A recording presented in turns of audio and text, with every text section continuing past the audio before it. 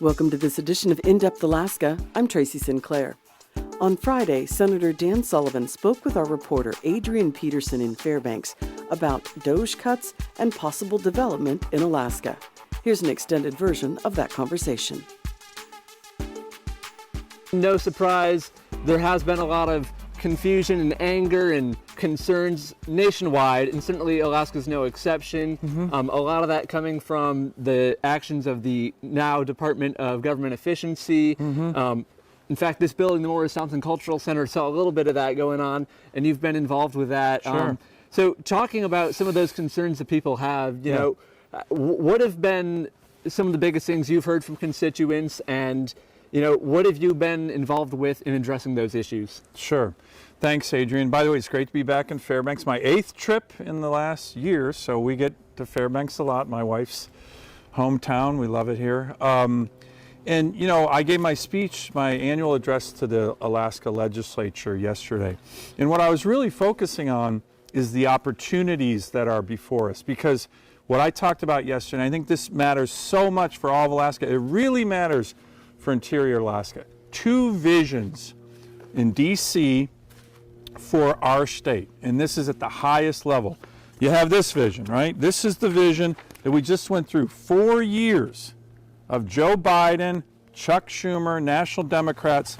They issued 70 executive orders, 70, exclusively and singularly focused on shutting down Alaska. 7-0. I tried to fight all of these. Nobody in Alaska wanted these, right? And this killed hundreds, if not thousands, of job opportunities. So that was the last 4 years. We're glad that's over. I talked about this. This is the other vision. That's the vision of Alaska's shut down national park. This is the vision that I really want Alaskans to hear about. President Trump, on day one, I worked with him and his team, issued an executive order, his first day in office, called Unleashing Alaska's Extraordinary Resource Potential, to grow jobs, to grow the private sector, to grow employment. That's what this federal government, the Trump administration, wants to do for Alaska. I think this is a much better vision for our state, a much more important vision. So I'm only mentioning that because I'm asking all Alaskans, take a look at this. This executive order will unleash so many things for us, and it will help us with jobs. So how does that relate to this? Well, you mentioned the DOGE issues, as they call DOGE. And so a little bit of background on that. From my perspective, we have had an unsustainable crisis with regard to our federal government's unsustainable fiscal actions. What do I mean by that? Last year, we hit a very dangerous inflection point. $36 trillion in debt. And last year, we paid out more on interest on that debt, about $950 billion, than we paid for our national defense, than we paid for what we fund our military. Military was about $870 billion, $950 billion going out the door to China and other places. That is completely unsustainable. Everybody knows it. This is what I talked to the legislature about yesterday. It's also this very high spending, particularly the last 4 years of Biden, driving inflation, has really increased the cost of living for Alaskans. That is a number one issue still for working families, the high costs of inflation, high cost of living. So what the DOGE is trying to do is focus on how do we bring savings to our government. There are hard choices that have to be made. There is a precedent of this. President Clinton, you might remember, did something similar. They saved about $108 billion during the Clinton Reinventing Government initiative, and they got rid of about 426,000 federal employees. So, and then they balanced the budget. So a Democrat president did something very similar. But when I've met with these guys, and I meet with them a lot, they have said, hey, we're moving fast, but we know we're going to make mistakes. And what I've said to them is, when you make mistakes, I'm going to let you know, especially if the mistakes they make undermine what President Trump has said he wants to do for Alaska, which is unleashing Alaska. So when I heard about this building in terms of the GSA canceling the lease, I went back to them and said, hey, what are you doing? This is all about our economy. This is all about tourism. If you cancel this and the tenants inside, you're going to hurt Interior Alaska's private sector tourism economy. They listened and they said, okay, we won't do that one. There was another administrative building, as you know, in Fairbanks for the National Park Service. I made the same argument. So what I'm encouraging Alaskans to do, if there's federal funding freeze, I'll give you another example. Tanana Chiefs Conference had a number of small energy-related federal grants in some of their villages. These got frozen. We went back to them saying, hey, what are you doing? These are Alaska Natives who are trying to unleash their energy. And the president has said he wants to unleash American energy or Alaskan energy. So they unfroze those grants. So look, we're having success on a lot of these when I've gone back to them. There's going to be mistakes made. But the overall issue, $36 trillion in debt, like I said, about $950 billion in just the interest on that debt every year. And if we don't start to try to tackle this, guess who gets to deal with it? Our kids and our grandkids, and that, in my view, is morally wrong. Now, speaking back to that energy, we've seen development of energy in Alaska kind of go back and forth for decades. Right. Really since the discovery of oil in the North Slope. Yep. As this new agenda comes forward and we're really pushing for that, how do we make that a more permanent and sustained? Great question. Well, look, one other thing that happened yesterday, I gave my speech to the legislature, but again, following up on this really good executive order, there's never been anything like this. The President of the United States is saying, I'm going to open up Alaska, create jobs, private sector jobs. The Secretary of Interior yesterday called me and said, Senator, we are issuing an order today, which is going to be great for the Interior. What was it? We're going to reopen all of the NPRA, 82% of it, National Petroleum Reserve of Alaska, that Joe Biden shut down. That's good. We're going to reopen ANWR that Joe Biden shut down, illegally in my view. That's really good.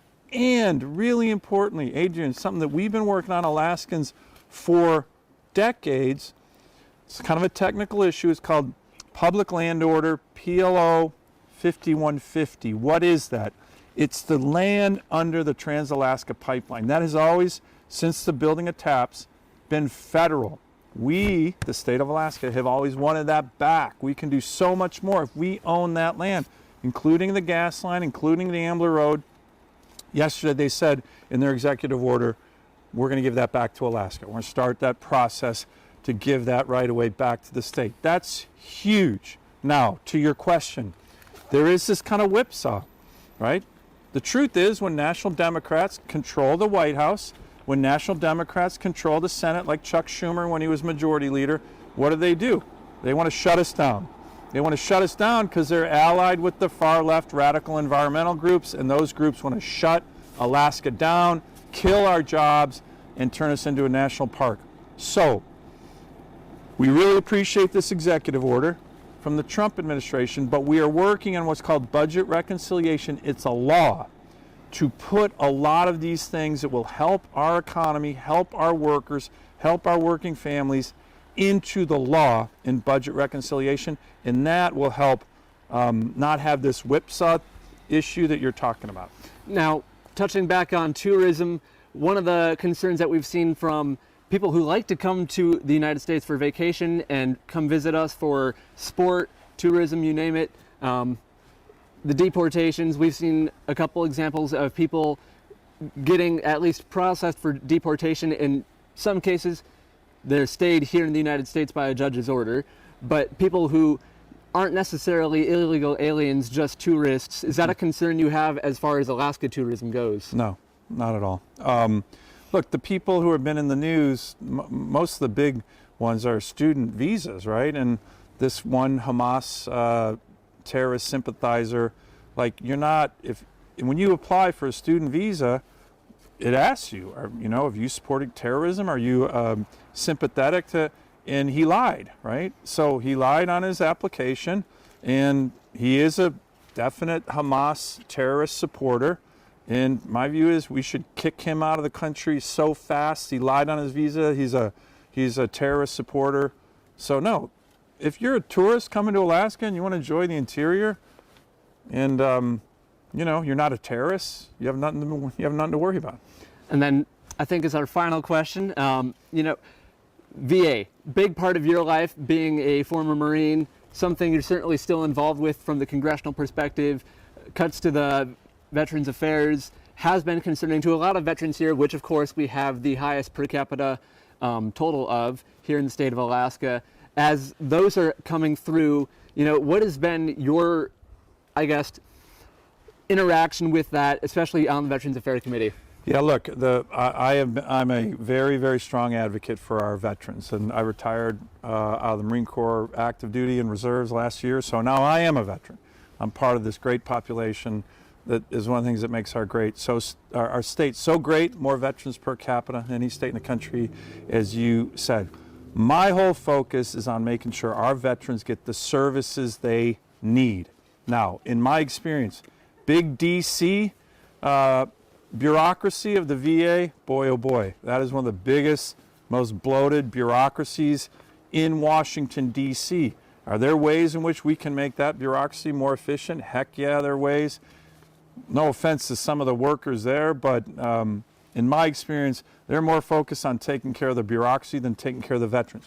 The VA officials here in Alaska, I've been trying to get more of them up here because I think when they're closer to the veterans, they do a much better job. So my view is, look, if they're trying to make that big bureaucracy in D.C. more efficient because it's too bloated with people who take care of themselves first, not the veterans, I'm all about that. But the veteran workers here that take care of our great veterans, I'm going to keep a close eye on that. And if there's mistakes made, like there was with the Morse Thompson Center here, they're going to hear from me.